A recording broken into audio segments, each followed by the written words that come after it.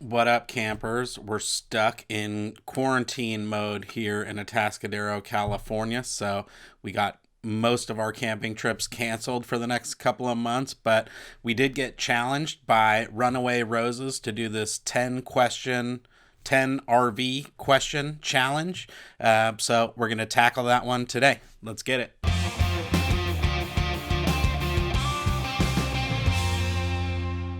So yeah, if you're not familiar with Runaway Roses, Carla and Todd have an awesome channel. They have like a couple different kinds, or have had a couple different kinds of RVs, trailers. They have cab over campers now.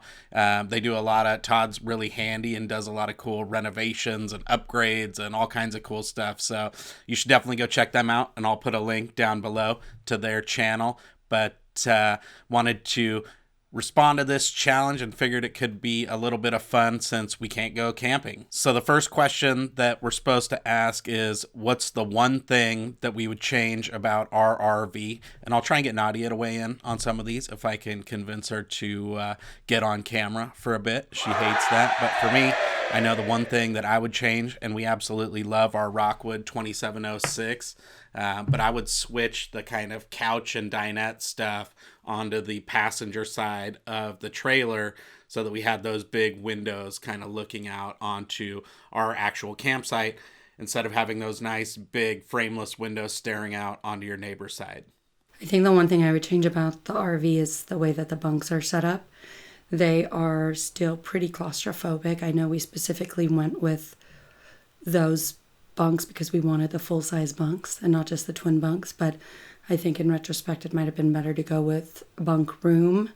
The bunks are really hard to make up, and it's pretty claustrophobic when you're in there, especially with both the sides closed, or with three of the sides enclosed, both on the top and the bottom. So I think that's the one thing that I would have done differently.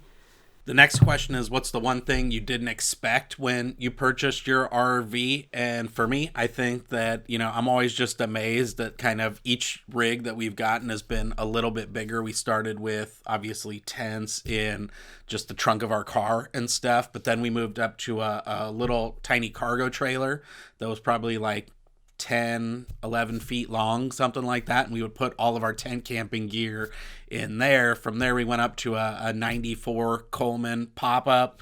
And then we had a 23-foot long hybrid travel trailer. And then now the kind of 33-foot Rockwood that we have. And I'm always just amazed that like the bigger the trailer you get, the easier it is to back up. You got to start your maneuver a little bit sooner. But just it's not as sensitive. That little 10-foot cargo trailer, it was like you just move your steering wheel like a fraction, and the thing's like jackknifed and out next to your wife, like out the passenger side window. So actually, the bigger you go on your trailer, the easier it is to back up because it's just not so sensitive. So that's kind of counterintuitive for me. There were things that it's not that I didn't expect them, I just didn't think about them at the time. I would say should have asked them to do a few things for us before we took the RV, like installing the max air vents, covers, and also change the air vents to fans. That would have made a huge difference for us. It's not that I didn't expect it, I just wish I thought of it at the time. Number 3 is, what's the deciding factor for purchasing our RV?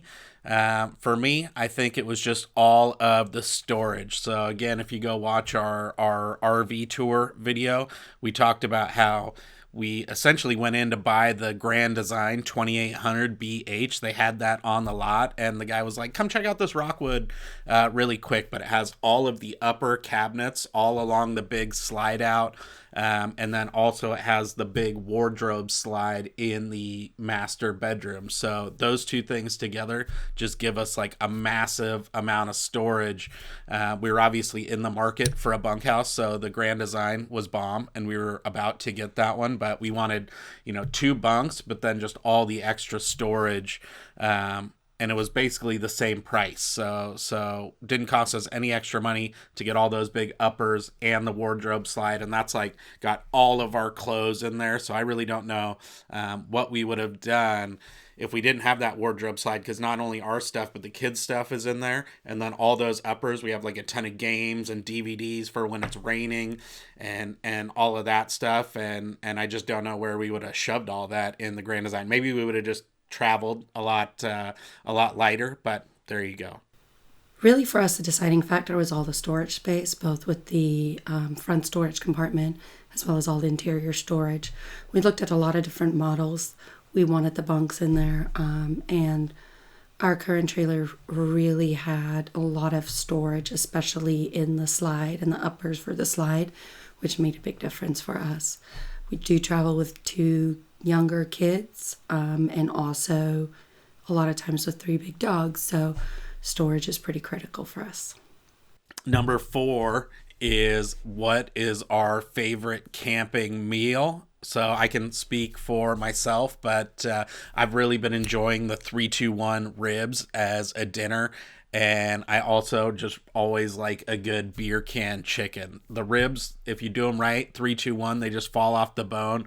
And I'll post links up there. But same thing on the beer can chicken. It's like, that's like the only way I want to eat chicken nowadays, because that's like how it just stays so juicy and tender. Even the white meat, which I usually never like, but when you have that beer can up the butt, it just makes it the bomb. So those are my 2 favorite dinner meals right now for camping. But we did just do Philly cheesesteaks on the Blackstone, and that is a bomb lunch. So I don't know. I think it just depends on what meal. Favorite camping meal, number 4. Pretty much anything on the grill or the griddle. We really do enjoy using both the grill and the griddle camping. So we do a lot of meals on both the Blackstone, and because we have the tailgater, the grill part of the Blackstone tailgater as well. What's up, dog? I'm recording a video.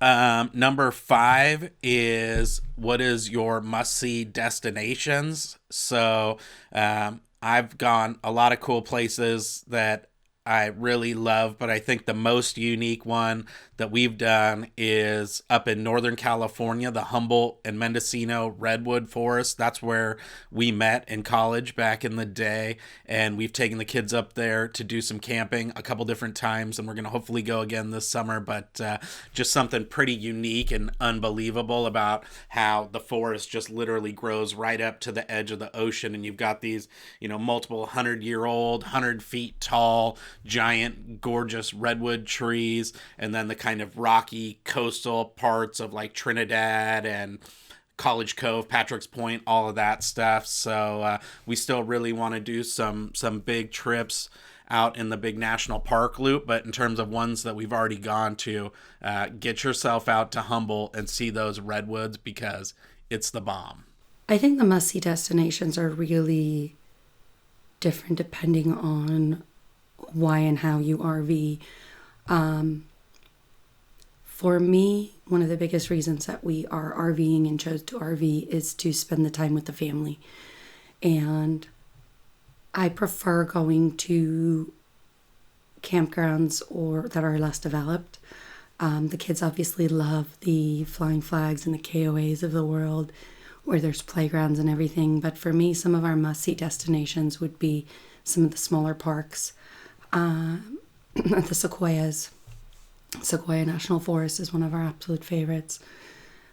Kings Canyon as well. I'm probably more of a foresty, river, lake type person than I am a beach person. So it really just depends. But yes, I would say probably Sequoia and Kings Canyon is probably my number 1 must-see destination. Favorite thing about RVing, and I've said this in other videos as well, but when I'm camping, like, that's when I truly feel alive, right? It's like you're disconnected. You're giving yourself the permission to just chill. Like, even now we're on quarantine and we're at home, and over the weekends. We don't really have anything to do but chill.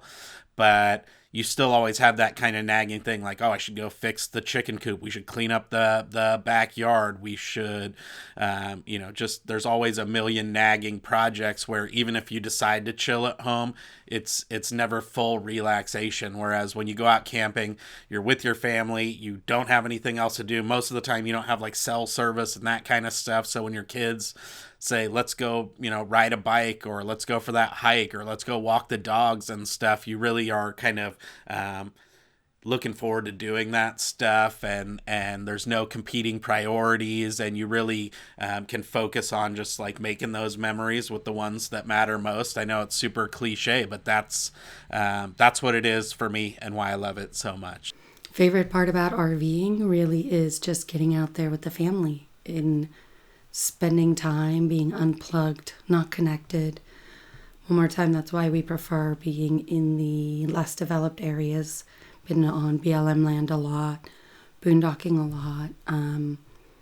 We spent 6 days over New Year's boondocking at Upper Sweetwater in the Laguna Mountains of California, and it was perfect. We had no cell reception, no internet. We saw maybe 4 people the entire time we were there, and it was perfect. The kids got to just run and play. We played a lot of board games.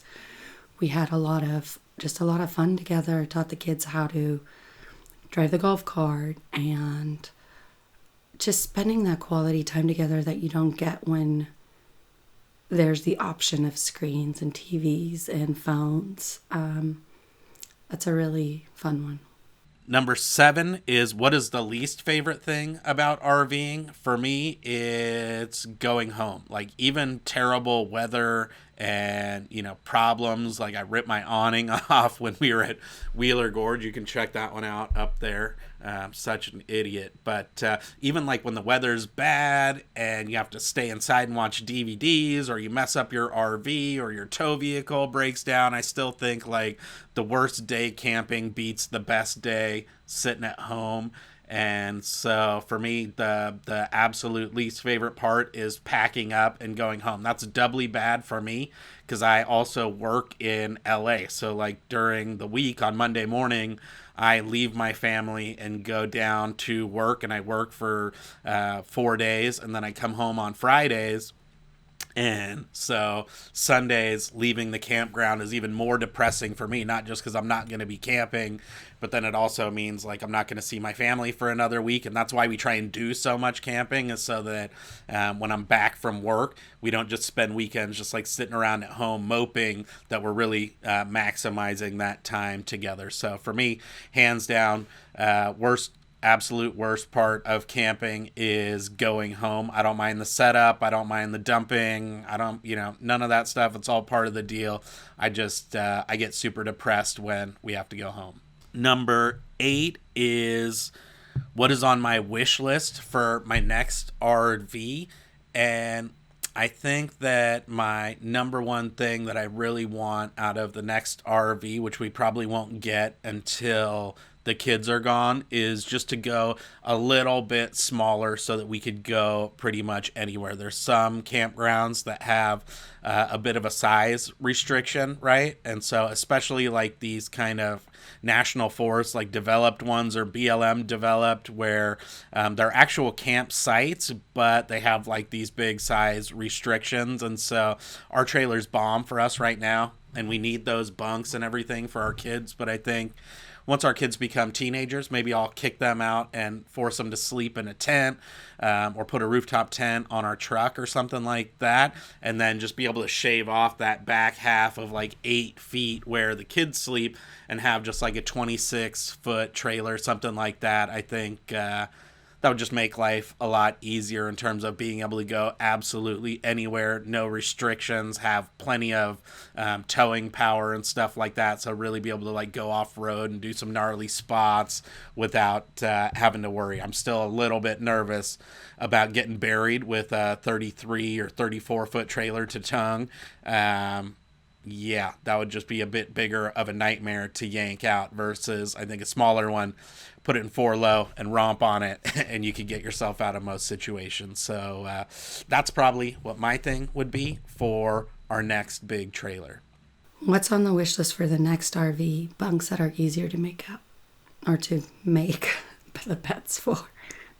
Favorite adult beverage. So number 9 is our favorite adult beverage at the campground, and I'm very basic. I like having a beer. That's my jam. So I'm a huge fan of the all-day IPAs lately because you kind of get that hoppiness without having super high alcohol content. So that's the one downside of some of these nice double IPAs and stuff that I like, is like they're like 8, 9, 10% alcohol. You have like 2 beers and you're like, need to go take a nap. So the all day IPA is a nice one because you still get that good IPA kind of flavor without putting yourself on your backside. So that's probably my go-to. But then I think if I had to do something a little bit more exciting, I like having Irish coffee or something like that in the morning, where you have some Baileys and maybe a splash of whiskey inside that coffee while you restoke up that campfire from the night before. That's pretty bomb too. Favorite adult beverage at camp depends on the time of day, but definitely starting off with mimosas. I enjoy having mimosas from kind of mid-morning onwards. I can't drink beer because I'm allergic to it, but I really enjoy ciders as well as wine, always wine. So those are the ones that I would say.